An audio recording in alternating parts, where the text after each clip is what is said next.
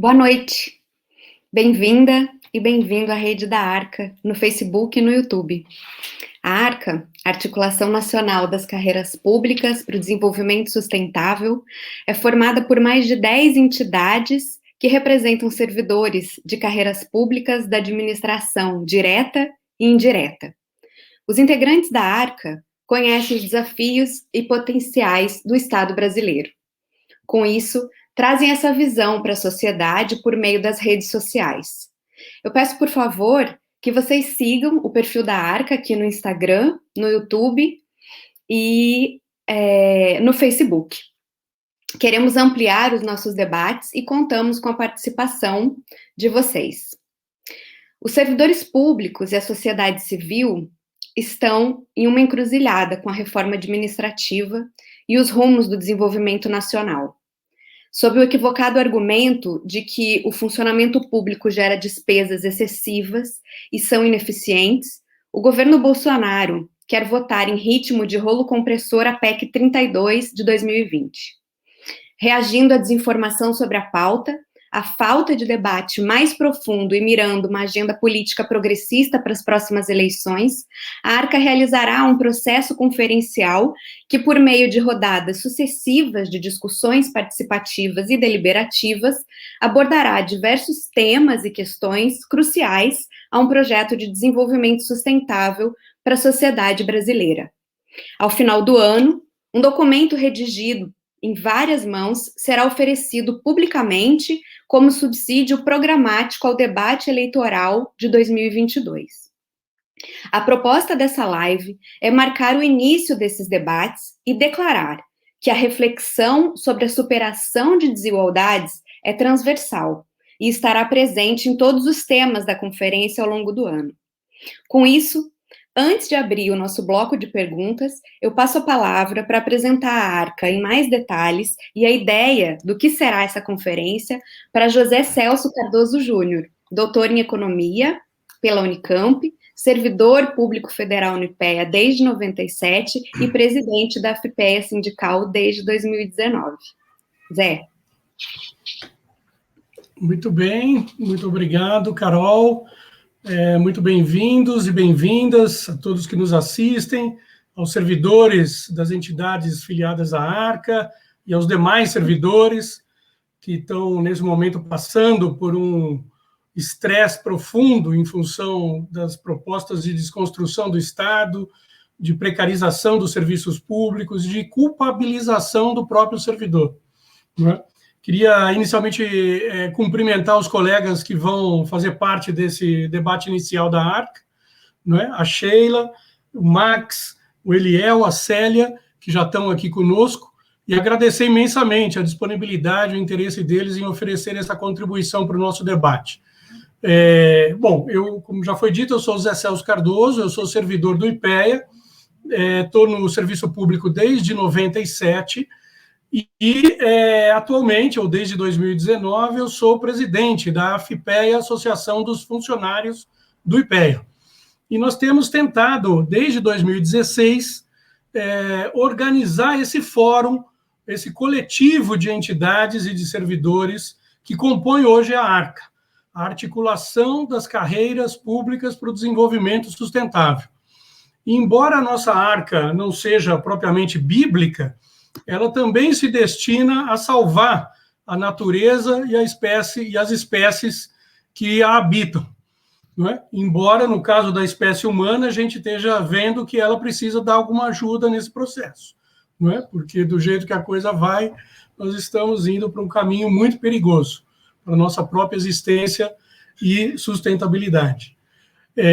Então, a Arca, a nossa articulação de carreiras, ela surgiu em 2016, justamente nesse contexto de desconstrução institucional, não é? Em que se deu o impeachment da presidenta Dilma, não é? Hoje sabidamente já reconhecido nacional e internacionalmente como tendo sido um processo ilegal, ilegítimo e não popular, não é? Sabemos que desde 2016 o Brasil adentrou por uma rota bastante perigosa, não é? No que diz respeito à capacidade de organização das políticas públicas, no que diz respeito à capacidade de mobilização das energias que estão presentes na nossa sociedade, não é? E de lá para cá a gente vem sofrendo uma série de desconstruções, uma série de fragmentações, né? Uma série de ameaças, de constrangimentos institucionais e constrangimentos diretos à nossa própria existência, como está claro hoje pela pandemia, pela gravidade da pandemia do coronavírus, da Covid-19, não é? Que tem recebido por parte do atual governo um apoio quase que institucional, como já está demonstrado por documentos que estão sendo publicados agora, não é? Ou seja, há um processo bastante duro, não é? De desmonte, não só do nosso Estado, ou das suas organizações, ou dos processos que fazem parte desse Estado e que garantem a implementação das políticas públicas, sobretudo desde a Constituição de 88, né? Mas está em curso também um processo que é de desconstrução da própria nacionalidade brasileira, de desconstrução das próprias capacidades humanas, não é? Que estão instaladas no Brasil, um potencial humano incrível que nós temos, ambiental, cultural, não é? E que está sendo colocado contra a parede nesse atual momento da nossa história, não é? Então, foi contra esse conjunto de processos históricos terríveis que vieram se somando, não é? Contra o Estado Nacional, contra a própria sociedade brasileira, contra a população mais vulnerável, não é? Contra o meio ambiente, contra a nossa tradição de inserção internacional, contra a nossa democracia frágil em construção, não é? Que a Arca surgiu, não é? A Arca surgiu, então, como um esforço desses servidores localizados nessas entidades que hoje fazem parte desse coletivo, não é? São mais de 10 entidades hoje, das áreas ambiental, das áreas sociais, da área internacional, das áreas de ciência e tecnologia, de educação, não é? De saúde, de pesquisa, não é? Essas entidades, então, se reuniram para organizar esse fórum, esse coletivo, com o objetivo de não só denunciar esse processo todo de desmonte, de desconstrução que está em curso, mas também de propor alternativas, de construir e atualizar um diagnóstico bastante amplo sobre os problemas nacionais e sobre as potencialidades nacionais, não é? Nós sabemos que nós temos condições de ser e de fazer muito mais e melhor do que estamos sendo e fazendo, não é? E nós precisamos ser capazes de estabelecer um diálogo com a sociedade, não é? Com os diversos segmentos do nosso país, de norte a sul, de leste a oeste, não é? De cima a baixo da nossa estrutura social, não é? Para, por meio desse diálogo, criar as condições políticas, as condições sociais, as condições coletivas que vão nos permitir enfrentar esses processos de desmonte,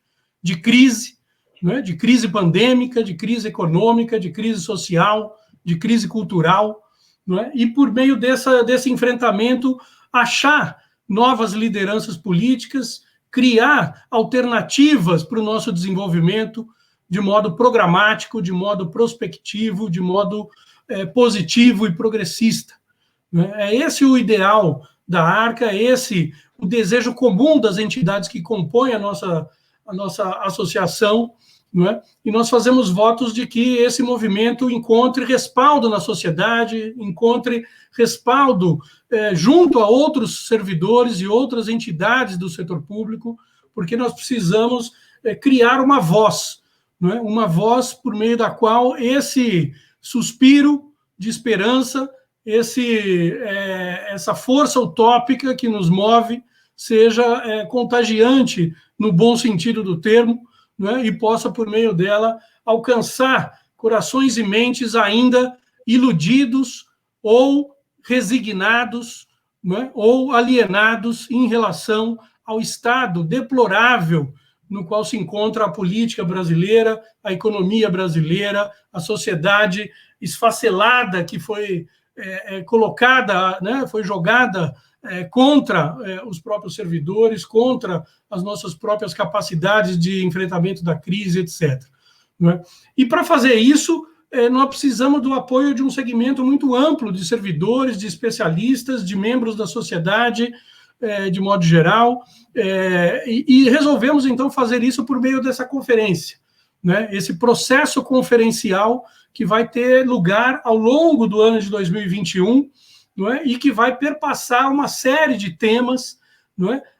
Por meio dos quais nós vamos tentar estabelecer esses contatos, esse diálogo, não é? Com setores da sociedade e, por meio desse contato, desse diálogo, construir as alternativas para a crise e também as alternativas para a própria retomada de um processo de desenvolvimento mais democrático, mais republicano, não é? Mais soberano, sobretudo includente, não é? E, sobretudo, justo e solidário.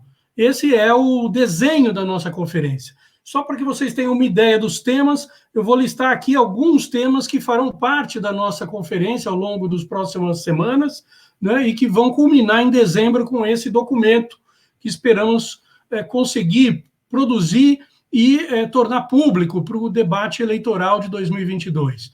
Bom, o próximo evento que já está marcado e para o qual já convido a todos e todas é o debate sobre o Estado brasileiro, né, sobre a reforma administrativa, sobre a necessidade de fortalecimento das instituições e da própria democracia, sem o que nós não teremos condições sequer de começar a rediscutir o tema do desenvolvimento nacional. Esse próximo tema será discutido no dia 5 de abril, né, também nesse mesmo horário das 19 horas. Na sequência, teremos outros temas correlatos importantes, né, a discussão sobre desigualdades de gênero, raça, etnia, a discussão sobre cultura, diálogo social, construção da nossa alteridade, a discussão sobre desenvolvimento, ciência, tecnologia, inovação, a discussão de macroeconomia para o desenvolvimento sustentável, que é, obviamente, algo crucial e que vai além da ideia simplista e economista de crescimento do produto interno bruto apenas, né? A discussão sobre uma inserção internacional soberana, altiva, ativa, autônoma, a discussão sobre a reforma tributária justa e solidária, a discussão sobre seguridade social, não é, que envolve os temas de saúde pública, de assistência social, de previdência, né, a discussão sobre o trabalho, mundo do trabalho, em frangalhos no Brasil hoje em dia, não é, e por meio dele se buscar construir um projeto e um programa para o desemprego zero, trabalho digno e decente para todos, a discussão sobre educação, visando uma formação cidadã, e não apenas uma formação para a fábrica, né? Uma formação para a produtividade, mas sim uma formação para a criação de mentes críticas e mentes criativas, né? Uma discussão sobre o ordenamento territorial, a questão das cidades, da urbanidade, do desenvolvimento regional, o tema da sustentabilidade ambiental, que perpassa todos os demais, mas que também terá um momento exclusivo para ser discutido, o tema da infraestrutura econômica, social, novamente urbana, e, finalmente, a discussão sobre segurança pública. É óbvio que esses temas todos, eles estão presentes, de alguma maneira, nas nossas entidades, nas nossas relações que temos nos nossos ambientes de trabalho, nas nossas conversas informais, etc. Mas nós precisamos ser capazes de organizar esse conjunto de temas numa lógica não só programática, mas também discursiva, que faça sentido para o conjunto da população e que, por meio dela, nós consigamos dar o nosso recado, de alargar a perspectiva do desenvolvimento, de mostrar que ele é, ao mesmo tempo, complexo, mas também rico e abrangente, porque ele permite a incorporação do conjunto da população na construção desse projeto amplo, complexo, dinâmico, etc. Não é? É óbvio que esses temas todos ajudam a construir um projeto abrangente de desenvolvimento, mas não o esgotam. É óbvio que há outros temas que são necessários para serem complementados a esses, para serem trazidos para o debate, para serem explicitados nessas discussões. E é esse o objetivo, então, da Conferência ARCA 2021. Não é? Nada melhor para começar, então, esse processo que ouvir colegas que estão inseridos em militâncias, em dinâmicas políticas e sociais próprias, em lugares diferentes do Brasil, com temáticas diferentes, para poder ter uma visão mais ampla possível acerca dos nossos problemas e das nossas possibilidades como nação, não é? E como um país que almeja ser includente, livre, justo, solidário. Esse é o escopo geral da nossa conferência e esse é o escopo geral da nossa iniciativa aglutinadora, né? Ou seja, construir isso por meio de um coletivo de entidades e de servidores que denominamos de ARCA, não é? Que tem um sentido tanto acolhedor, não é? Como de salvamento nacional, ao fim e ao cabo, ou seja, nada tão dramático que não possa ser, de certa maneira, explicitado por meio dessa figura, né? Mas, ao mesmo tempo que é dramático, porque nos remete para uma situação crítica, como a que estamos de fato vivendo, né, também nos remete para a possibilidade de uma ação coletiva, né, que visa a esse enfrentamento e a esse salvamento ao fim e ao cabo.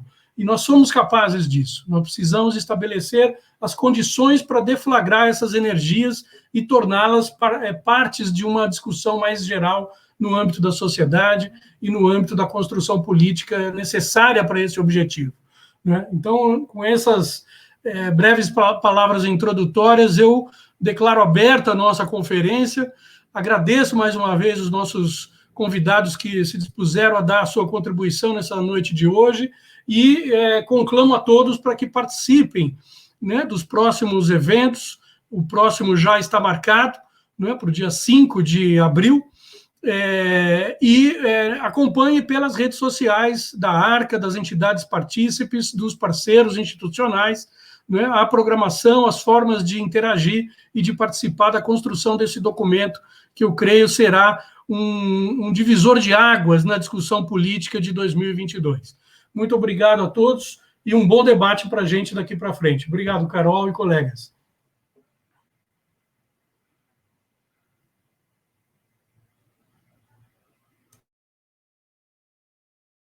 Essa mesa incrível, organizada, né, por servidores públicos que querem ouvir, e eu acho que essa mesa reflete quem são também esses servidores públicos. Acho importante lembrar que o Estado não é um ente homogêneo que fica pairando sobre nossas cabeças, ele é formado por pessoas que estão no dia a dia executando as políticas públicas, e essas pessoas que foram, que convidaram essas pessoas que vão falar aqui hoje, então, tem muito em comum, né? E eu agradeço a oportunidade, então, de estar aqui e saúdo todos os servidores públicos que estão nos assistindo, por quem eu nutro profundo respeito.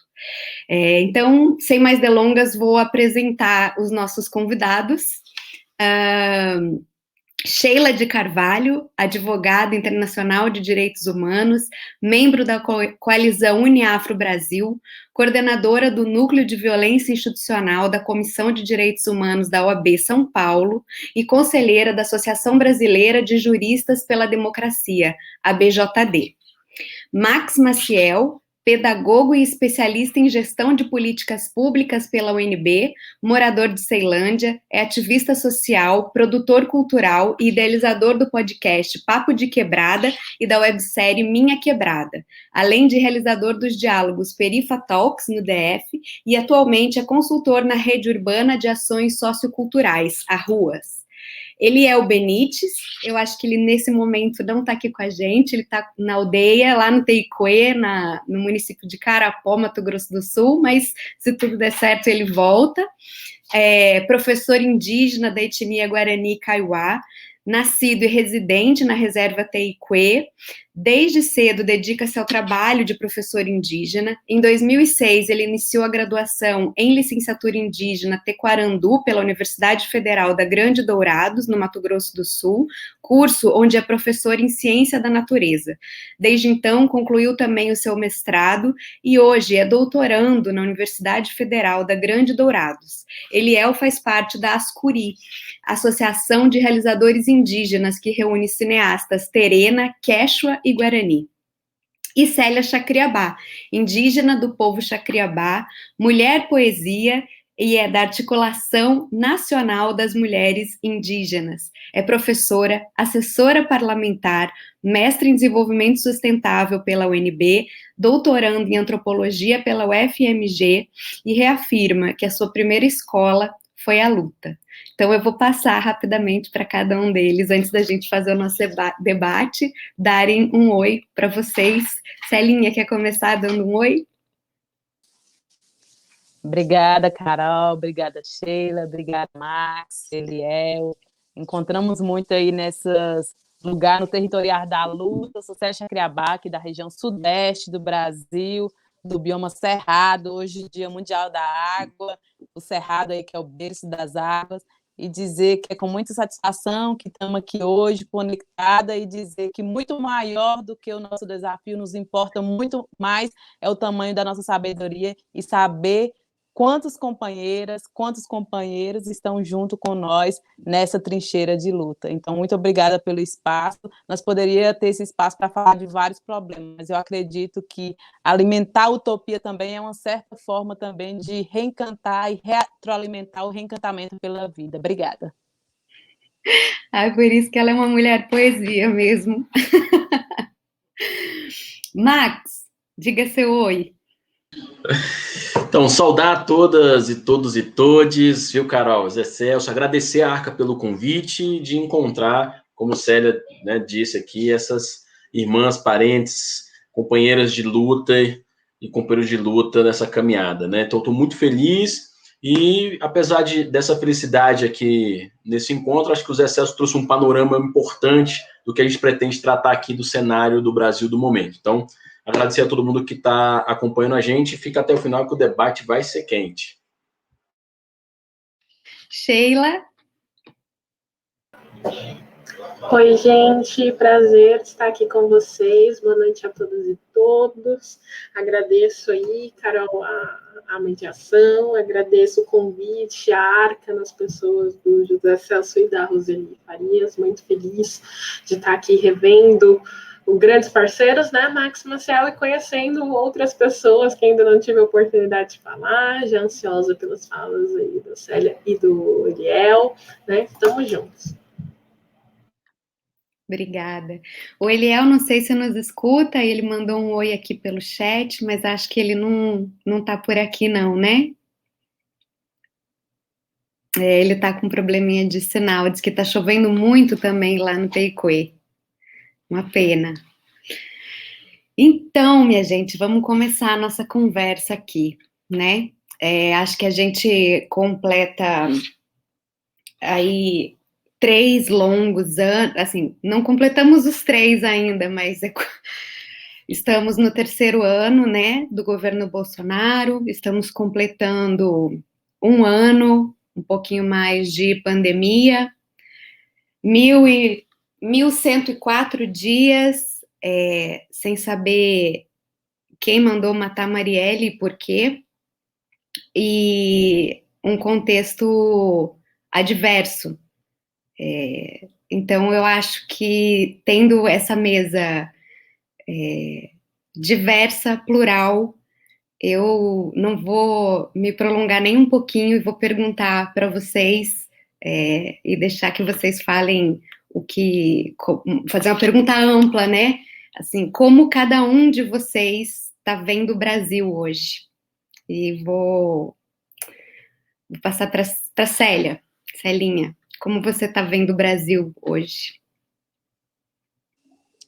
Obrigada, Carol. Obrigada, Zé Celso, também pela oportunidade. Como eu disse, quando as pessoas perguntam como nós estamos enxergando o Brasil hoje, se nós estamos com medo de morrer, eu falo que nós temos medo mesmo de permanecer vivos sem poder dizer quem a gente é. E quem garante que nós não estamos morrendo, mesmo permanecendo vivo, quando o nosso direito é arrancado, quando a nossa identidade está ameaçada, quando o nosso território está sendo arrancado. E eu falo que, para isso, somente quem tem cicatriz profunda sabe o remédio que cura, porque nós reunimos aqui para falar das nossas cicatrizes, para falar de nosso desafio, para apontar possíveis caminhos, não exatamente porque nós não sentimos dores, mas é porque somente quem tem cicatriz profunda sabe o remédio que cura. Somente quem tem cicatriz sabe onde que está a cura. Nesse momento, pensar o futuro é pensar o futuro, mas pensar o futuro requer retomar também o passado. Nós repensamos muito, às vezes repetimos muito também o ré negativo, que é o ré do retrocesso. Eu falo que, para além do ré do retrocesso, nós precisamos repetir, vocalizar, megafonizar também os ré positivos, que é o ré da retomada, que é o ré do reencantamento, mas que é o ré do reesperançar, mas eu tenho falado que é o ré do ressentimentar. Nós precisamos ressentimentar. Porque nesse momento eu falo o tempo inteiro que a solução para o futuro e para o presente não é somente nos princípios ativos, elaborado, produzido nos laboratórios. É também a vacina. Mas, ao mesmo tempo, está na nossa capacidade de reativar o princípio de humanidade. Porque mesmo aqueles que permanecem vivos agora no período do Covid-19, de certa maneira estão morrendo se elas não se sentem afetadas, se elas não se sentem solidarizadas, se elas não se sentem sensibilizadas. Estão morrendo também o sentido de humanidade. É urgente pensar e reativar esse princípio de humanidade. Quando nós pensamos aqui os desafios de desenvolvimento sustentável para um Brasil includente, livre, justo e solidário. Como que estamos enxergando o futuro? Eu penso que para um Brasil desenvolvimento sustentável, nós temos uma tarefa de pensar, primeiramente, um reenvolvimento com substância. Porque quando chegou esse conceito nos territórios, pensa na gestão territorial, aí falou, é o desenvolvimento sustentável. Passou um tempo, o capitalismo, ele sequestrou esse conceito e tentou pregar uma forma de desenvolvimento que não é esse jeito que nós pensamos. Tentou nos matar pelo projeto da colonização, não conseguiu, embora matou milhares de indígenas, nós éramos 5 milhões de indígenas, nós fomos exterminados. E agora, nesse momento do Covid-19, é comparado exatamente com o genocídio que foi no processo da colonização. Nem a guerra matou tanta gente como está matando agora, e é comparado com o genocídio do processo da colonização no Brasil. Então, é muito urgente, porque se não conseguiu nos matar por inteiro no processo da colonização, tentou matar pela aculturação, também não conseguiu. E agora tenta nos matar por um outro projeto, que é da agriculturação, que é tentando impor um modo de ocupar o território que não é o nosso. Como pensar um desenvolvimento sustentável para esse futuro, pensando sem essa exclusão, com a desigualdade que está em curso e pensando a igualdade? Eu penso que nós temos uma tarefa. Primeiro, o Brasil só pode ser solidário se nós derrubar o fascismo. O Brasil só pode ser solidário se nós derrubar o fascismo e os fascistas, o genocídio e o genocida. Pensar um Brasil sustentável, o Brasil só pode ser sustentável se o genocídio estiver no chão. Um Brasil em pé com o genocídio no chão. O Brasil em pé com o fascismo no chão. Então, nós temos uma tarefa importante de redirecionar esses nossos olhares. E aí eu falo que, para mim, muito mais importante do que olhar é enxergar. E enxergar está na nossa capacidade não somente de enxergar aquilo que é visível, mas principalmente a nossa capacidade de alargar, enxergar o invisível. A solução para o Brasil não está exatamente pensar na quantidade dessa diversidade, mas na potência. Por que o que é toda essa resistência dos povos indígenas se não pensar a força da ancestralidade? Quantas vezes nós enfrentamos a tese da morte no Congresso Nacional, quando nós pensamos que, pelos mecanismos jurídicos, nós não conseguíamos ir mais adiante, a PEC 215, que tentava mudar os processos de demarcação do território para o Poder Legislativo. Quando nós estávamos esgotada, e era pela força do canto, pela força do reencanto, que nós conseguimos barrar medidas. A primeira protetora dos povos indígenas, a primeira assessoria jurídica dos povos indígenas, a primeira promotora de justiça do Brasil é uma mulher. E a força indígena é a força da ancestralidade, que não está naquilo que se vê, mas naquilo que se sente, naquilo que se opera sobre uma outra ordem jurídica também. Por isso, nesse momento, nós precisamos retomar essa força da ancestralidade, da diversidade. Eu falo que toda monoculturação, ela mata. Nesse momento, nós estamos vivendo uma colonização não somente do pensamento, da política, mas, sobretudo, uma colonização da terra e do território. E toda monocultura mata. Mata o pensamento, mata o território. E, para a maioria das pessoas, um prato que dá sustância, aquele prato colorido, diverso. Mas as pessoas parecem que não pensam assim também para o projeto de sociedade. Se a monocultura mata, o que é pensar a sociedade brasileira sem os povos indígenas, sem as populações negras, sem as comunidades quilombolas, vazanteiros, geraizeiros, povos e comunidades tradicionais? É um Brasil fadado à monoculturação. E a monocultura mata. Porque o genocídio mata, mas a mineração também mata, a grilagem mata, as PLs do retrocesso e da morte também mata. A necropolítica mata. Não dá para dizer qual é a arma mais violenta. Nesse momento, todas elas matam apenas em velocidade diferente. A fome mata. Mas nós estamos falando sobre duas formas de ter fome. Aqueles que estão com a despensa vazia e a barriga vazia, mas aqueles que têm fome também de retomar o princípio, o sentido de humanidade. Essas pessoas também poderão morrer, porque elas morrerão o sentido de humanidade. Então, nós urgentemente precisamos também pensar esse círculo de debate, pensando nesse reenvolvimento sustentável com substância. Para tudo isso, nós precisamos pensar também, Max, a luta como um quarto poder. O poder não é somente o poder executivo, legislativo e judiciário. A luta é o quarto poder. E é esse quarto poder que vai mobilizar e redirecionar toda essa história e trajetória do Brasil. A cura para a humanidade certamente está na diversidade, porque a monocultura mata, e mata principalmente essa necropolítica, que a pandemia não escolhe quem vai pegar, mas ela escolhe quem vai morrer. E os corpos indígenas é alvo certeiro, a população negra é alvo certeiro. Nós somos alvo de muitas coisas, mas eles esqueceram da nossa grande capacidade de ser flecha. E assim vamos seguindo ser flecha, juntando essas vozes e essas potências. Obrigada, Carol. Obrigada a você, querida.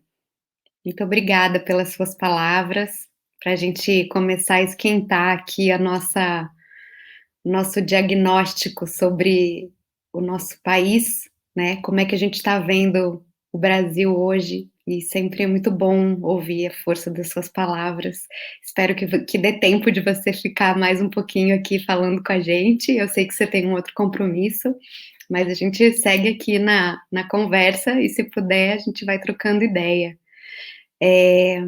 Vou passar agora para o Max me contar como ele está vendo o nosso país.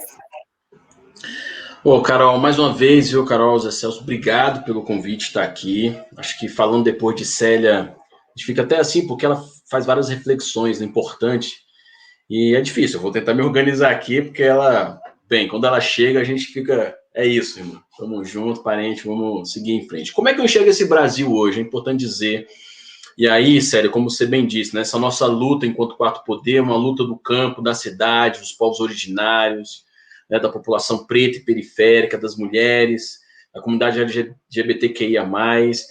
A gente enxerga esse Brasil, é importante fazer uma leitura que o Brasil que nós estamos vivendo hoje, enxergando, ele não é de agora, ele vem de um projeto de 2016.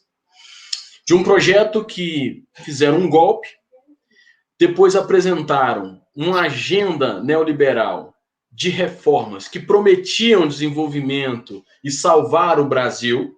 E é importante a gente pontuar para entender como é que a gente enxerga esse Brasil hoje. Então, fizeram um congelamento do teto dos gastos. É importante dizer que quando o Temer fez esse projeto do congelamento do teto dos gastos, foi um momento em que o Brasil estava caindo num processo de arrecadação, né? Prometendo melhorias e, na verdade, tira só da saúde o que poderia estar resolvendo o impacto da pandemia, 19 bilhões nesses últimos anos. Depois desse congelamento do teto dos gastos, eles apresentam para nós uma reforma trabalhista, prometendo mais emprego, apresentando uma carteira verde e amarela, que não gerou emprego, aumentou o desemprego. Nós estamos com 14 milhões de pessoas desempregadas, mais de 25 milhões na extrema pobreza entrando. Depois eles fazem uma proposta de reforma da Previdência, que só piora a linha dos mais empobrecidos, né, dos mais vulneráveis, e prometendo também, mais uma vez, um enriquecimento. Então, o Brasil que nós estamos chegando agora é um Brasil de projeto. Um projeto para os mais ricos, porque é importante dizer que, diante desse cenário todo dos últimos 4, 5 anos, a gente tem um empobrecimento maior da nossa população e os bilionários desse país dobrando as suas riquezas no momento mais triste e o momento mais perverso que nós estamos vivendo na saúde pública brasileira. E dizer que esse Brasil de agora, ele é reflexo dessa ausência. Nós estamos pedindo mais Estado há muito tempo, mas é um Estado presente, garantidor.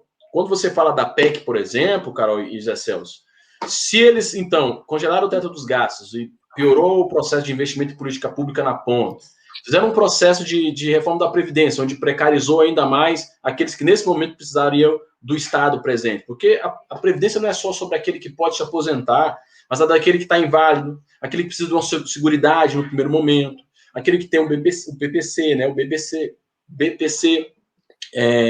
Isso tudo está dentro de um globo. Quando eles apresentam, por exemplo, uma proposta de reforma tributária, que também está em discussão, ele não coloca os da ponta, né? Eles querem, mais uma vez, sacrificar o povo periférico, aquele que paga 27% no consumo. E para piorar, ou seja, se a gente não conseguiu avançar o Brasil até então com essas reformas que eles apresentaram, eles querem apresentar mais uma vez, com essa PEC, uma destruição do servidor público que reflete nada mais uma destruição das políticas públicas na ponta. A não valorização do servidor público é um enfraquecimento, um aparelhamento do Estado sobre outras lógicas, que é um enfraquecimento de chegar na ponta. Estou falando de SUS, estou falando do Sistema Único de Saúde, estou falando daquele que faz a fiscalização para a merenda escolar chegar na ponta, para aquele que faz o processo, por exemplo, orçamentário ser cumprido enquanto meta, né? Todo esse reflexo, gente, não é por acaso, é um projeto que está aí dado. E que, como o Célia bem trouxe, é luta todo dia. Todo dia a gente acorda de manhã com a agenda bombástica no colo e que a gente vai ter que fazer enfrentamentos constantes. Qual é o reflexo disso, desse Brasil de hoje? É um Brasil que está vivendo um colapso na área da saúde, e não é de agora, porque a pandemia nos revelou, gente, o que nós vemos lutando há muito tempo. Sheila e Célia, não é de hoje nós estamos lutando por mais garantia de acesso à saúde nos territórios, dos povos originários, das periferias. Não é de hoje nós estamos lutando por saneamento básico. Não estou falando de Ceilândia, ela tem 20% de sua população ainda sem saneamento básico. Estou falando da capital do país, que poderia ter sido um projeto original, de proposta, sabe? A Santa Luzia, na estrutural, não tem água potável, não tem tratamento de esgoto. Né? Como é que a gente vai falar de higienização num ambiente que você nem chega à água? Como é que você vai falar de um país que além do colapso de saúde, nós estamos numa iminência do esgaçamento do tecido social? Nós estamos falando de fome. É inimaginável o maior produtor de grão do país deixar um arroz chegar a R$45, gente. E não é mercado, é gestão. É um cara que bota a caneta e fala, opa, vamos garantir o que é soberania alimentar, gente. Nós não podemos permitir, o Brasil não pode permitir que o seu povo passe fome, pelo amor de Deus. Não dá mais. Né? Nós temos que fazer um grande pacto nacional para salvaguardar. Mas eu não acredito que é essa agenda que está aí que vai fazer isso por nós. Então, acho que a conferência aqui se faz importante para entender esse cenário, que é um cenário que a corda está esticada, você não tem o povo com tranquilidade de seguridade para encarar esse momento de dificuldade. Você tem um povo massivamente numa informalidade, aqueles que estão desempregados, porque a pandemia também revela uma outra coisa do momento, Carol, de como nós estamos chegando no Brasil, sobretudo da lógica periférica. Ela não tem direito de ficar em casa, por exemplo. Porque quando alguém fala que vai fazer um lockdown e vai manter os serviços essenciais abertos, eu preciso dizer que o serviço essencial aberto é o baú lotado às 5 da manhã, indo para o centro fazer ele funcionar. Abrir farmácia, abrir mercado, sabe? É o motorista do ônibus, o cobrador, a galera que está no auxílio de serviço, no auxiliar de serviços gerais, é a periferia que está na linha de frente também dos serviços essenciais, juntamente com os médicos e os profissionais da área de saúde. Né? Essa galera que não teve um momento de poder ficar em casa, porque ele não tem essa linguagem de fazer uma comida, de estocar o mês, a compra do mês. Ele compra o que deu, porque ele arrecadou o dinheiro do dia, porque ele está na informalidade e vende alguma coisa como ambulante. E se ele não tem a seguridade do Estado, se ele não pode falar assim, ó, vamos ficar em casa com tranquilidade para não se contaminar, ele vai se expor, e aí ele fica num dilema, ele morre de fome, ele vai morrer pegando vírus. E é muito engraçado, como a Célia traz, assim, que o vírus não é culpa nossa, não é, mas ele afeta os nossos corpos permanentemente, justamente pelas fragilidades sociais que nós estamos inerentes. Quando você tem que o vírus começa, eu estou falando do Brasil de hoje, hein? O vírus começa com uma elite, numa classe econômica, que tem condição de ter acesso, ela se amplia dentro dos territórios, porque essa galera não pode ficar em casa, ela acaba se contaminando. Porque não dá para você falar para uma pessoa, por exemplo, na quebrada, ó, você tem que manter um distanciamento social em casa. Quem fala isso nunca foi na periferia para entender o tamanho dos barracos, para poder medir distanciamento social. Esses territórios que não têm agenda de saúde permanente, que depende mais de leito. Mas qual é o problema hoje? Eu queria pontuar esse Brasil de hoje como é complexo. Ontem, o grande mercado lançou uma carta, não sei se vocês viram, os grandes banqueiros, né? A grande agenda da elite econômica lançou uma carta dizendo, opa, pera lá, gente, nós temos que fazer uma agenda aqui de concertação social, garantir vacinação já, mas eles só fizeram isso porque chegou neles. Deve ter lotado a UTI do Sírio, né? Chegou neles, porque agora não tem mais para ninguém. Não tem mais para ninguém. O problema é que, enquanto estava tranquilo para eles a manutenção do acesso à saúde, porque eles podiam pagar, não estavam preocupados se a gente estava acordando 5 da manhã num baú lotado, se a gente não estava tendo o auxílio emergencial. Ou seja, essa perversidade se revela quando chega no colo deles. Então, quando eu vejo essa carta, com toda boa intenção, cobrando e pautando a sociedade, eu quero dizer que eles estão atrasados. Porque essa carta aí, nós publicamos a primeira carta lá em abril do ano passado, já prevendo o que isso ia acontecer. Se a gente não fizesse um pacto de sociedade para controlar o vírus, garantir vacinação ampla, o Brasil atrasou em tudo. Zé Celso, Carol, Sheila e Célia. Os caras pagaram para ver a gente morrer. E é inadmissível você ver uma pessoa que se apresenta como liderança política desse país, nesse momento, que não é a minha, mas está aí representando, pedir para o povo continuar indo para a rua, parar de mimimi e encarar o problema. É 2.000 pessoas morrendo por dia. A insensibilidade da necropolítica sociopata é que não consegue compreender as dores dos corpos. Aqui no Distrito Federal, gente, tem corpo apodrecendo no corredor de hospital público porque não tem urna para levar. Olha só aonde nós chegamos no século XXI, em 2021, é perverso. Mas é reflexo do que aconteceu pós 2016 para cá. Um esgarçamento de toda a política social que nós construímos, com muita luta, né, Sério? Não foi nada que foi dado, com muita luta, com participação popular, com participação social, com muita cobrança, que já estava ruim, não era também 100%, e que agora minou todo esse processo. Então, acho que a leitura nossa desse Brasil de momento é um Brasil de momento que vai ter que mostrar mais de nós. Né? E se o Brasil pode mais, ele pode mais. Mas ele só vai poder mais se a gente fazer unidade popular, poder popular, participação popular nessas agendas. Cobrar e não aceitar as minimizações. Gente, o cara apresentar um auxílio emergencial de R$150, ele nunca foi no mercado fazer uma compra. Porque esses dias eu comprei 2 sacolinhas, deu 70. O gás aqui está batendo R$85. Já zerou a contribuição mensal.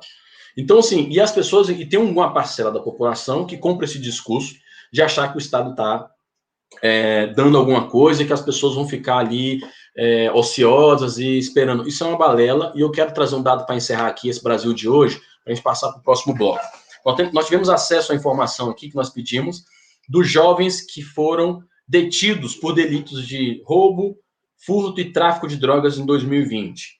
E a gente acompanhou uma curva, que em abril do ano passado houve uma queda no primeiro mês até maio, e essa queda se deu em que momento? Analisando a conjuntura, foi o momento que teve um lockdown de 20 dias aqui, onde parou tudo. Então, possivelmente parou, as pessoas não saíram, o mercado não abriu, a queda caiu. Depois, abre-se o processo logístico, abre-se a cidade como um todo, nesse chamado lockdown fake que está aí, que diz que é lockdown, mas está tudo aberto, né? Cerceado, quase um toque de recolher só para o povo periférico continuar circulando. Mas, mesmo assim, não aumentou a taxa de apreensão. E a gente ficou em dúvida, mas se caiu no momento em que teve o lockdown, abriu tudo e não aumentou, por quê? E aí a gente contasta o momento certo em que caiu. Foi o momento em que a população teve acesso ao auxílio emergencial de R$600. Ou seja, fazer uma distribuição de renda nesse país é reduzir vulnerabilidades, é reduzir exposição à violência, saber garantir o básico mínimo para que a pessoa possa estudar mais, se capacitar, investir nas suas ideias, investir no seu tempo, não ficar sendo despejado de sua casa porque não conseguiu pagar um aluguel, não ter a sua luz cortada porque não conseguiu pagar a sua luz. Então, o cenário que nós estamos vivendo parece utópico, mas só revela, e aí encerrando, só revela que esse projeto neoliberal que apresentaram não deu certo. Está aí a prova dada. Deixou na mão do mercado, o mercado botou o arroz a 45 conto, o dólar chegou a 6 conto, a gasolina chegou a 6 conto, e não tá bom para ninguém. Está pesando no bolso de todo mundo, e dentro da agenda de saúde pública chegou até naquele que tinha condição de pagar 20, 30 mil por mês num leito. Não vai ter para você, meu camarada. Então, esse é o cenário que está dado e a gente só vai mudar com participação popular. Obrigada, Max. Muito obrigada, viu, pela sua reflexão. Vou passar agora para a Sheila, para contar para a gente como é que ela está vendo o Brasil hoje. Estou vendo com uma grande desesperança, né? Acho que os bons momentos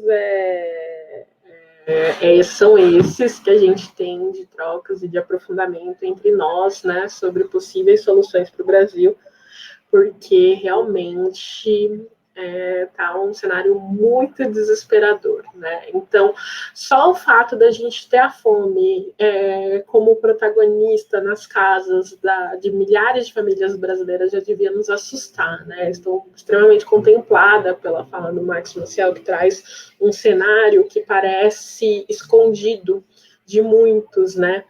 E o mais grave, eu fico pensando, o que está sendo vendido para nós, no momento de grande sensibilidade da sociedade, né, um momento em que estamos todos sensíveis, que estamos todos fragilizados, né, que estamos todos imobilizados, e a gente vê um trator de medidas de retirada de direitos sendo passado, né, e nos massacrando. E passando por cima de nós como resposta às nossas demandas por vida, né, por nossas demandas de políticas para a vida, né?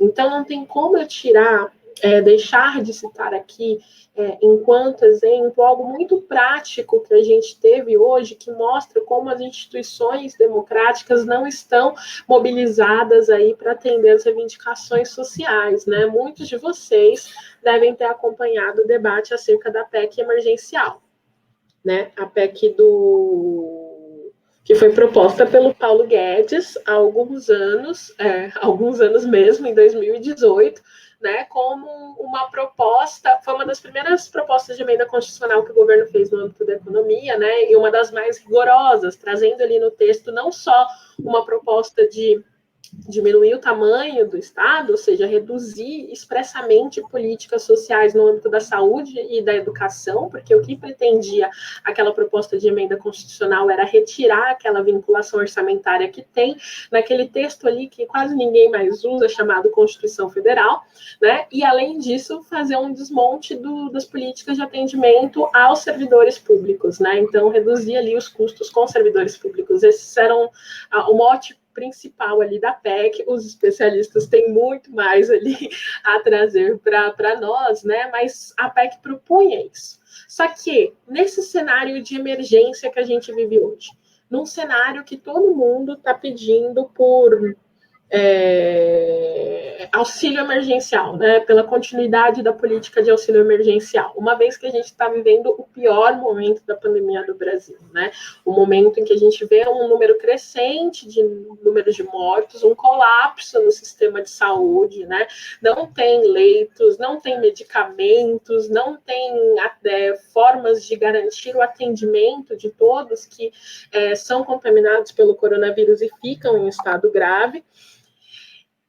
E tinha reivindicações populares legítimas pela extensão desse auxílio, porque quando a gente analisa a situação do Brasil, não tem como políticas de restrição de circulação, políticas de isolamento, políticas que são definidas aí pelos parâmetros internacionais e que a gente, enquanto país, nunca foi capaz de atender de forma integral, sem a gente atender as necessidades econômicas da parte mais vulnerável da população. Então, o auxílio emergencial, ele servia para isso. O auxílio emergencial era, portanto, uma reivindicação legítima para a defesa da vida das pessoas, né? E eles se valeram desse auxílio emergencial e encaixaram nessa PEC. Como até hoje eu não consigo entender. Foi uma manobra tão torpe, né? Uma manobra tão suja, que até agora eu fico realmente sem conseguir entender. Então, a PEC, que era para o desmonte da saúde, virou a PEC do auxílio emergencial da noite para o dia. Né? E aí eles começaram a vender a ideia de que a PEC era emergencial, a PEC era emergencial, a PEC é emergencial, mas de emergência a PEC não tinha nada. Muito pelo contrário, né? Foi instituído ali naquela PEC um teto de 44 bi para o pagamento de auxílio emergencial. Ou seja, um valor 7 vezes menor do que a gente empreendeu no ano passado, no pior momento da pandemia. Né? Então, eu fico muito assustada, Carol, com essas movimentações que estão se dando dentro do Congresso, com essas movimentações legitimadas por um poder executivo, da gente retroceder nos direitos e garantias que foram pactuados de forma republicana, como o Max trouxe aqui no âmbito da construção da Constituinte de 88, né?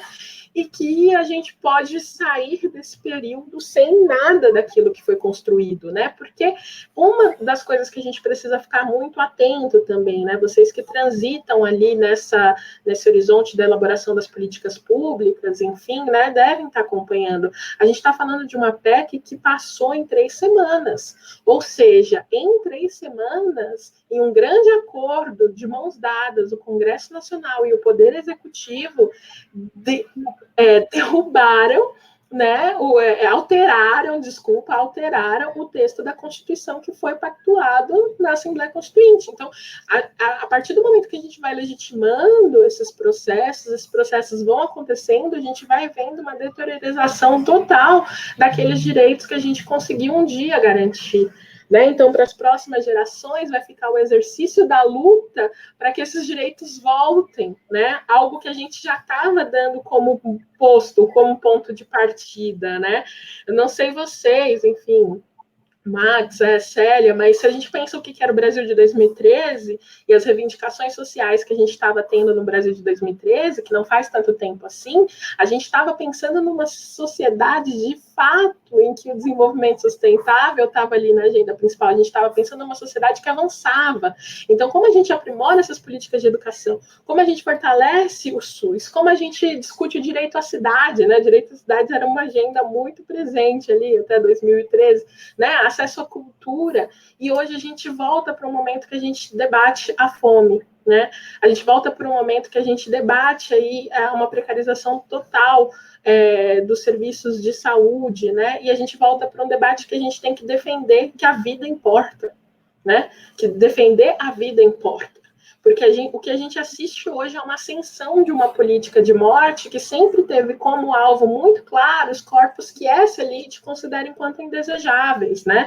Max trouxe isso aqui para a gente também, Célia trouxe isso daqui para a gente também, né? Essas elites definiram ali um inimigo e fazem todo um esforço para eliminar esse inimigo.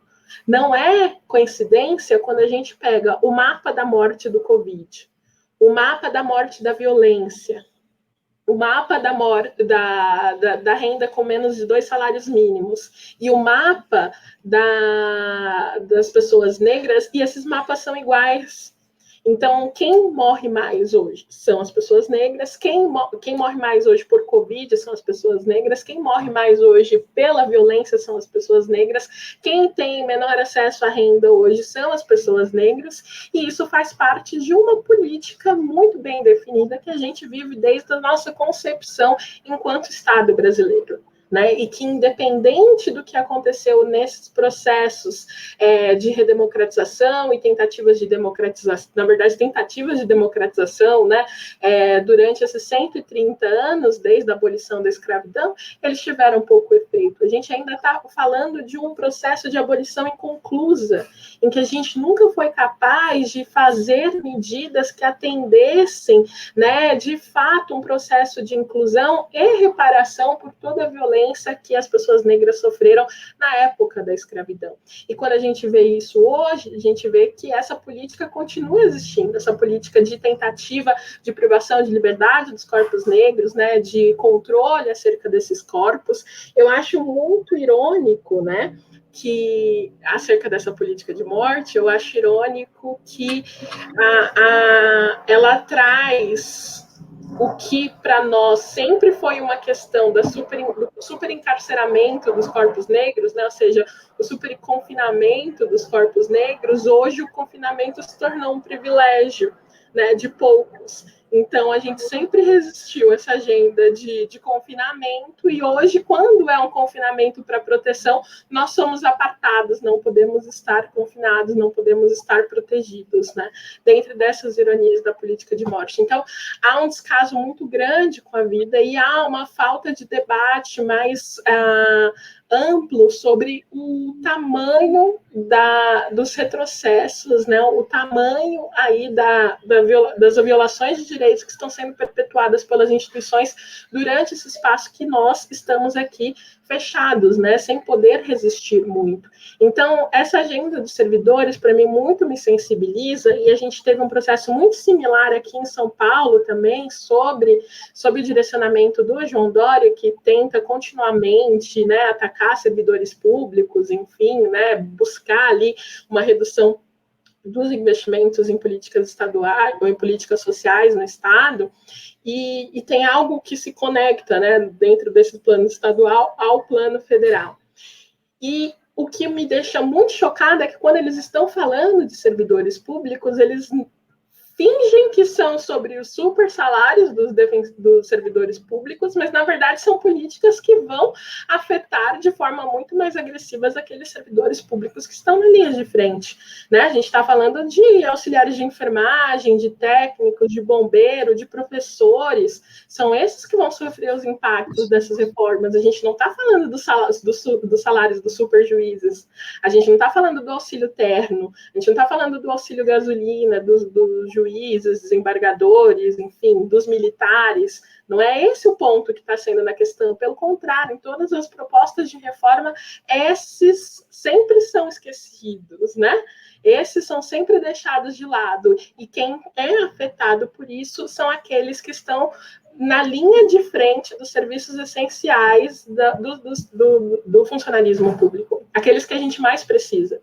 Aqueles que a gente precisava, inclusive, que fossem muito melhor remunerados do que eles são hoje, porque eles prestam um serviço grandioso. E a gente vê a relevância desses profissionais num momento de crise como a gente está vivendo, né? O que seria da gente se não tivesse o SUS? Porque é isso, né? Quando pelo menos aqui em São Paulo, os hospitais particulares, eles não estão mais atendendo, eles não recebem, né? Eles dão o fechamento deles, eles fecham as portas. E aí, para onde vão as pessoas? Para o SUS, né? O SUS socorre a todo mundo. E é nesse momento que a gente deveria valorizar esse tipo de serviço, valorizar essas pessoas que estão nos proporcionando esse atendimento.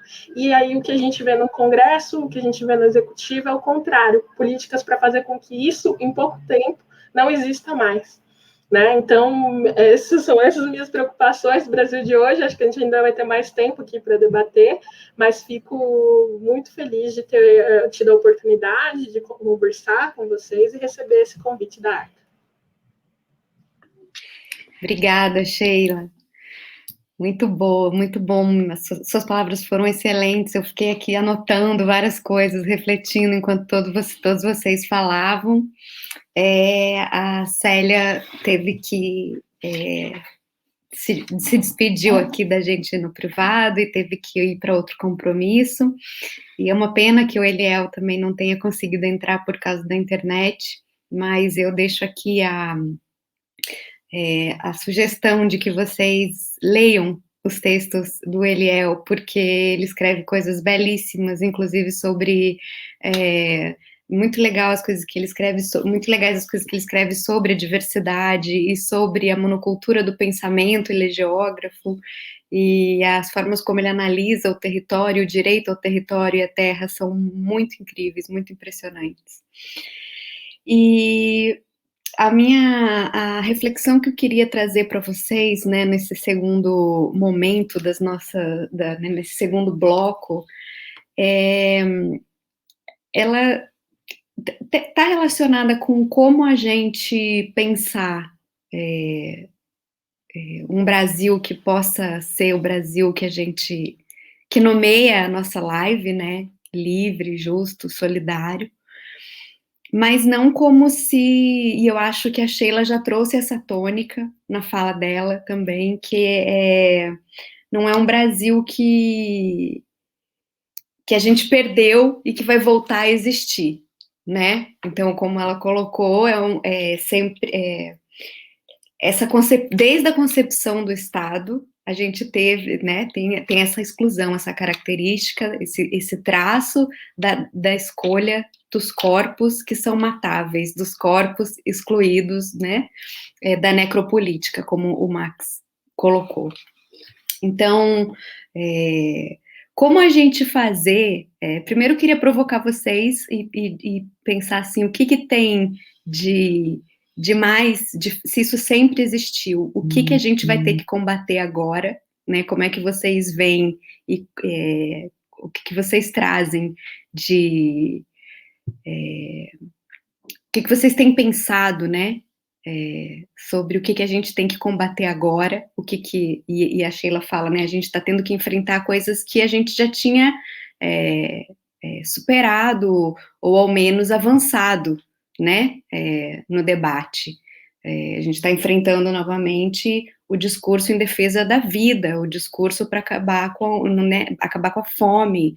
Eu acrescento aqui o Estado laico, a gente tem que defender diariamente. Então, queria ouvir vocês um pouco sobre isso, né, quais são os enfrentamentos que a gente vai ter que fazer, do diferencial, e usando as palavras da Célia, né, como a gente ser, então, essa flecha. Ela falou que a gente vai ter que ser flecha para curar esse Brasil que está enfermo. Como é que vocês têm pensado essas estratégias nesse momento que parece que a gente não vai conseguir sair, né? Agora eu vou inverter, então, um pouquinho e vou começar... Vou passar para o Max, então... Não, peraí, como é que estava? A Sheila, vou passar para a Sheila, que falou por último, passar para falar por primeiro agora.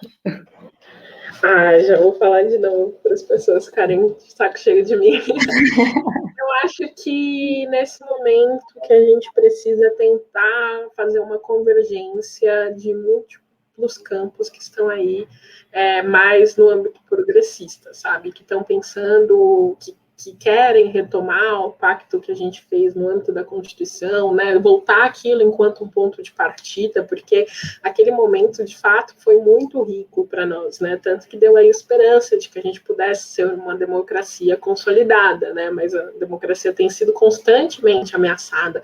Se a gente soma todas as frentes que a gente está em risco hoje, são basicamente todas, não tem um âmbito, assim, né, dentro das lutas do campo dos direitos humanos, falo mais da minha experiência, que não esteja sob ameaça. Então, a gente tem a agenda indígena que está fragilizada, a agenda do genocídio negro funcionando a todo vapor, os quilombolas sob ameaça, o movimento de educação tem um retrocesso atrás do outro, o movimento de educação, o movimento de saúde nem dá para dizer, né? A gente viu ali que a Anvisa não consegue mandar um e-mail, a gente viu hoje lá na Mônica Bergamo, né? Então, assim, todos os setores, agenda de mulheres, né? A Damares ali também a todo vapor num processo de destruição de todas as políticas públicas de mulheres que foram criadas até o momento. Então, juventude a gente nem ouve mais falar, né? Ou seja, há zero investimento na juventude, morreu a agenda da juventude, né? Ou seja, morreu a agenda do nosso futuro. Então, a gente tem não tem alvo, não tem país, não tem caminho, não tem traçado, está todo mundo um tanto perdido, né?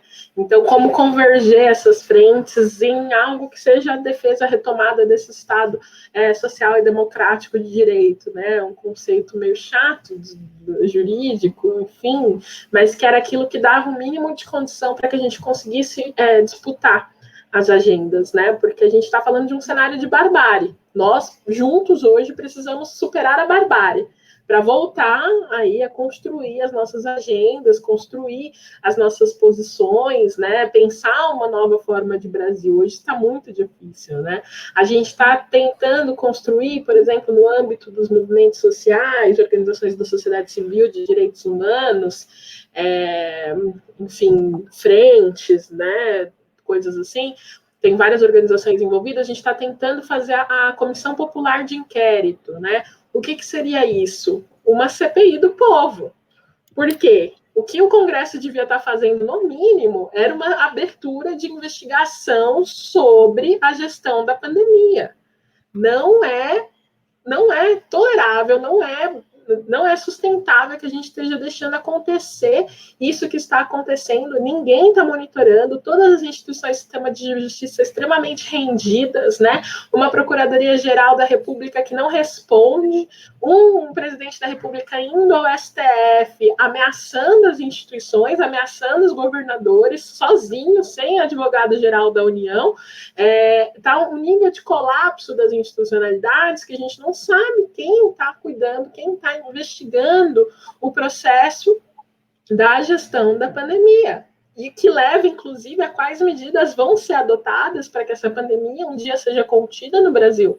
Só agora começamos a avançar numa proposta de vacinação, né? Muito mais atrasados que todos os outros países, e a gente ainda nem tem um plano de vacinação, né? Aquele plano de vacinação que foi estabelecido não é um plano de vacinação, é basicamente algumas ideias jogadas no Word. Né? Então, quem está investigando isso? E a gente colocou, então vamos nós, povo, investigar isso. Né? Assim como um dia nós, povo, nos juntamos para fazer a Assembleia Constituinte, assim como nós, povo, um dia resistimos aos processos ditatoriais. Então, de volta ao povo, com a escuta adequada das vítimas, com a escuta adequada daqueles que passaram pelo sistema de gestão pública em colapso. Isso, inclusive, aí faço até o convite para os servidores, né? Porque a gente precisa dos especialistas em gestão pública para apontar o que deveria ter sido feito e não foi feito. A elaboração de um relatório técnico, né, feito pelo povo, com um processo de escuta ampla que um dia nos permita, né, avançar em um processo de responsabilização pelo que aconteceu nesse momento da história do Brasil, porque eu acredito que esse processo de responsabilização por essa barbárie, por esse genocídio que a gente está vivenciando no nosso cotidiano, um dia ele há de chegar, né? Não sei quando, mas um dia ele há de chegar. E a nossa proposta é isso, né? A construção com o povo. Então, se as instituições não funcionam, o povo vai, o povo investiga, o povo julga, o povo encaminha. Obrigada, Sheila. Max? Bem, eu acho que caminhando nesse processo de bem na linha que a Sheila traz, inclusive, Sheila, saudar aqui a Coalizão Negra por Direitos, que pautou nos últimos 1 ano e meio aí, toda isso que você trouxe na sua fala, né, e apresentou propostas concretas de enfrentamento a toda essa gestão, né, que tem colocado a agenda dos corpos pretos, das mulheres, enfim, periféricos, em risco permanente. Acho que para o Brasil voltar ao seu Brasil, nós temos uma primeira tarefa. A primeira é derrotar esse projeto que está aí, não tem saída. Não tem condição nenhuma da gente já voltar em nenhuma perspectiva com esse projeto, com esse time que está aí, esgaçando completamente a agenda de políticas públicas, acabando com o orçamento, precarizando o trabalho da gestão política e da gestão pública, inclusive envolvendo os servidores nessa agenda. Acho que o segundo ponto é garantir vacinação ampla para todo mundo, sabe? É importantíssimo, né? O Brasil já imunizou, gente, na H1N1, em um dia, 10 milhões de pessoas. Você está há meses para chegar a 4, 5 milhões. Sabe? Se isso não é um projeto de deixar a gente se ferrando, morrendo, eu não sei, porque nós temos condição de fazer, porque, primeiro, nós temos uma boa agenda de enfrentamento à saúde, né? Nossa vigilância em saúde, ela é mundialmente reconhecida, nossos profissionais da área de saúde são dos melhores, o SUS é uma baita de uma experiência mundial, né? Tá aí, imagina o nosso Brasil sem um SUS, gente. Só imagina, na atual conjuntura, um Brasil desse sem um SUS. Eu lembro que a gente teve uma conversa com a Ariadne lá no nosso podcast, que eu convido todo mundo a ouvir, né, chamado Papo de Quebrada. A gente falou sobre isso, né? Os Estados Unidos, as pessoas não estavam indo fazer as consultas, os exames, porque no final das contas custava 8 mil reais, no caso, né? Se fosse em dólares lá. Enfim, é muito caro o processo do acesso à saúde. Então, acho que o primeiro ponto, garantir a vacinação ampla, garantir que as pessoas tenham condição de ficar em casa para redução da vulnerabilidade, sabe? Do jeito que está essa agenda de cada um realmente por si, nenhuma lógica faz sentido no Brasil, não tem uma boa experiência de enfrentamento ao momento político. Nenhum estado você consegue enxergar uma boa frente. Você tem, assim, um ponto positivo ali, mas você tem um grupo econômico forçando a barra o tempo todo, não entendendo que não adianta se a gente evitar a circulação, segurar esse momento de contaminação, nós vamos ver o desastre, né? Um Brasil que vai chegar hoje, se não me engano, até amanhã, 300 mil pessoas morreram em um ano, né? Ou seja, nós perdemos 300 mil vidas totalmente evitáveis, né? Talvez não 100%, mas com uma taxa de mortalidade bem menor do que nós estamos vivendo agora. Mas eu acredito. E eu acredito o quê? Colocando isso na mesa, derrotar esse projeto que está aí, garantir vacinação ampla, dar condição às pessoas de poderem ficar em casa, de manter os seus negócios abertos, que eu acho que também nós temos que entender, né? Botar os bancos públicos para poder fazer com que aquele pequeno e médio empreendedor que contrata tenha condição também de manter seu espaço fechado, que não demita e faça tudo para poder enfrentar esse processo de uma crise, a gente fortalecer a participação da agenda popular nessas ações. Olha, eu tenho muita certeza de que a vacinação ampla não aconteceu porque essa agenda política sabe que se todo mundo tiver vacinado, o vírus diminui a circulação, o povo vai para a rua.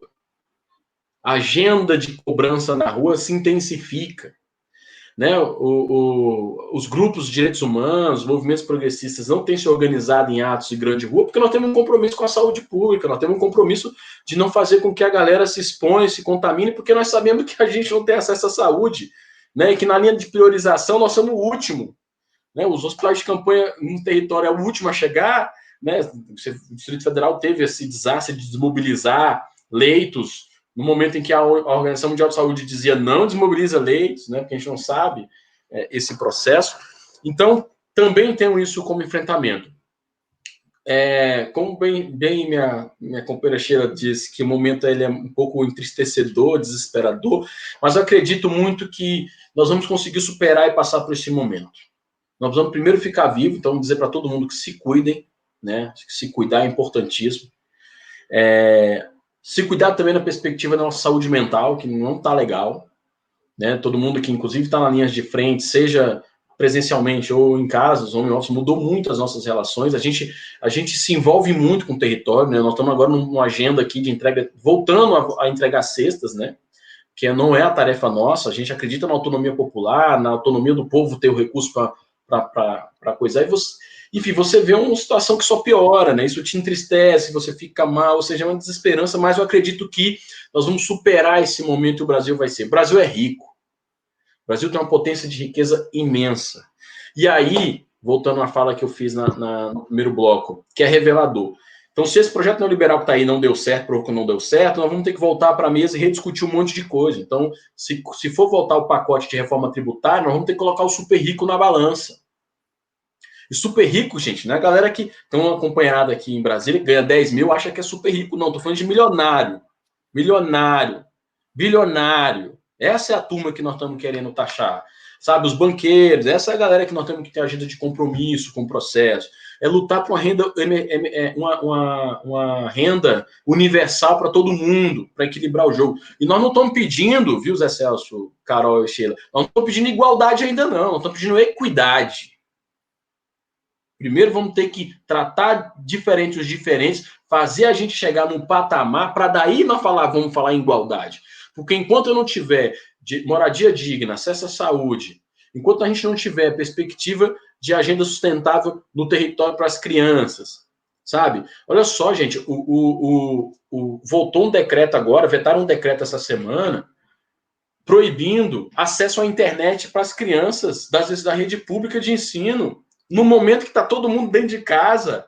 O custo era de 3 bilhões no ano, só que só botar na balança o que deu de isenção para a igreja soma 1 bilhão e 400. O que vai fazer de gerar exportação de arma nos próximos 3 anos vai dar mais 2 bi. Ou seja, já pagava a conta de internet, só que nós escolhemos, o Brasil entrou num momento que escolheu taxar livro e isentar arma. Me desculpa, eu acho que nós estamos cansados de ter arma no território. Nós estamos cansados de morrer por arma de fogo do Estado ou pelos conflitos que são gerados no território, sabe? Esse Brasil, com essa agenda que está, não me representa, não me inclui, por isso nós vamos combater ele permanentemente. Para isso nós precisamos estar unidos, para isso nós precisamos combater as fake news permanentemente nos grupos de WhatsApp, sabe? Nós precisamos permanentemente explicitar o que estão passando o tempo todo e dizer que isso não é o normal. Não é o normal. Porque a gente já teve outros momentos que o povo pôde sonhar um pouco, ainda não era o ideal, porque a gente ainda não incluiu o povo na gestão pública desse processo. Não dá só para deixar ele assistindo com uma agenda de consumo e endividamento. Nós temos que incluir ele na pauta do dia a dia, na transparência, no controle social real. Então, eu acredito que nós vamos passar por isso, mas a gente precisa estar juntos, nos animando permanentemente, porque sozinho a gente não aguenta, né, Zé Celo? Precisamos nos animar. E parabenizar a Arca, a FPE, todas as associações que compõem, porque são esses sindicatos, essas associações que mantêm o processo de luta, que têm acesso, grande parte das vezes, às informações das agendas políticas, que faz o enfrentamento do advocacy e do lobby no Congresso Nacional, para fazer com que esse desastre, eu não tenho nenhuma dúvida, que se não fosse, obviamente, a sociedade civil organizada, mas juntamente com os sindicatos, os movimentos, as associações sindicais, no enfrentamento, a gente estaria com um momento bem pior, porque a agenda da passar tratorada está acontecendo sim, e por isso nós precisamos ficar vigilantes. Então, mais uma vez, muito obrigado, e é isso. Obrigada, Max, muito obrigada. A gente está chegando aqui já quase 1h30 de live. Eu quero... o Max já foi se despedindo no final da fala dele. Quero saber se a Sheila também quer se despedir. Sim, gostaria, fico muito, enfim, né, contemplada também pelas colocações do Max. Acho que a gente está vivenciando coisas muito similares, né? E nesse momento ter que voltar a fazer ações de enfrentamento à fome, né? Então, por mais que as nossas organizações nem tenham muito perfil de organizações de assistência comunitária, né, no âmbito da Coalizão Negra por Direitos, hoje a gente está tendo que fazer isso, né? Então tem até a campanha que está no ar, quem puder olhar, inclusive tem gentecomfome.com.br, que é uma forma de tentar suprir a lacuna que o Estado hoje está deixando, né? Então, é nós por nós. E acho que nunca, fazia muito tempo que não era tão nós por nós assim, né? Então, a gente sabe que as transformações vão vir a partir disso, que estão sendo construídas nas comunidades, que estão sendo construídas pelas organizações, movimentos sociais, por esses debates que a Arca está proporcionando, assim, já do começo, né? Então, fico muito feliz de estar participando aqui da primeira conferência, espero muitas, né? Espero muito sucesso aí para essa articulação e mobilização, e vamos juntos, né? É o que nós temos para hoje também, para não cair no desespero, né? Desculpa, às vezes eu fico meio desesperançosa, tá difícil. Todo dia a gente vem aqui com uma enxurrada, né, de notícias, a gente não sabe nem onde reagir, né? Especialmente para mim, que sou advogada que transito entre vários perfis de organização de direitos humanos, né? Então acaba sendo demandada em várias frentes diferentes, e infelizmente tudo que a gente está assistindo hoje é derrota dentro do nosso campo, né? Então é muito bom quando a gente está junto, pensa junto, né? Entende que esse processo de resistência que nós fazemos pode ser de fato transformador e gerar aí mudanças numa sociedade que a gente quer e está trabalhando para construir, né? Como o Max disse, a gente não pode sair nas ruas, nós somos conscientes, né? Nós entendemos o tamanho da nossa responsabilidade, até porque a gente sabe que somos nós que vamos morrer nas filas dos hospitais, né? Se a gente puxar esse tipo de iniciativa. Então, diferentemente daqueles que protagonizam aí a política de morte, que incentivam que as pessoas saiam à rua, né? Que não usem máscara, que não se protejam, que não se cuidem, né? E minimizam esse momento tão ruim que estamos vivendo em sociedade, a gente não pode fazer isso de nenhuma forma. Então, vamos juntos, né? Vamos construindo o que a gente cabe, o que cabe do nosso campo, pensando em políticas aí para enfrentamento às necessidades imediatas, né? Então, a luta pelo auxílio emergencial de R$600 continua, né? A gente não vai abrir mão disso, por mais que tenha saído a MP da Fome aí na sexta-feira, a gente não vai aceitar a MP da Fome, vamos derrubá-la, né? A gente precisa de um auxílio emergencial digno que faça com que as pessoas fiquem protegidas e vamos atender as nossas comunidades e vamos continuar aí na luta e na resistência, né? Muito obrigada, Carol, obrigada, Zé Celso, e fico aí à disposição sempre. Eu é que agradeço mais uma vez a participação dos nossos convidados, o Max, a Sheila.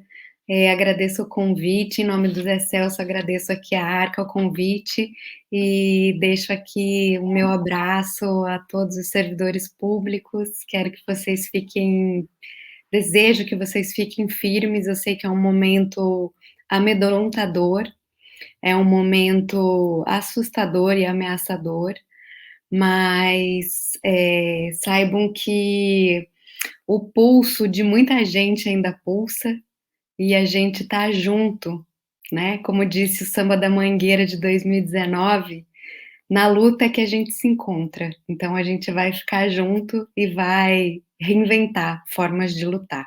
É isso. Carol, só aproveitar então o finalzinho que eu esqueci. Eu, Zé Celso, brigadão, Carol, brigadão a toda a equipe, porque nós estamos nós quatro aqui, mas tem mais gente aqui operando, né? Muito obrigado por vocês e dizer para fortalecer as nossas redes, tá aí, né? @MaxMacielDF é importante, segue aí, fortaleça, a gente está postando muita coisa, fazendo muita leitura lá também. Mais uma vez, muito obrigado, gente. Valeu pelo dia de hoje.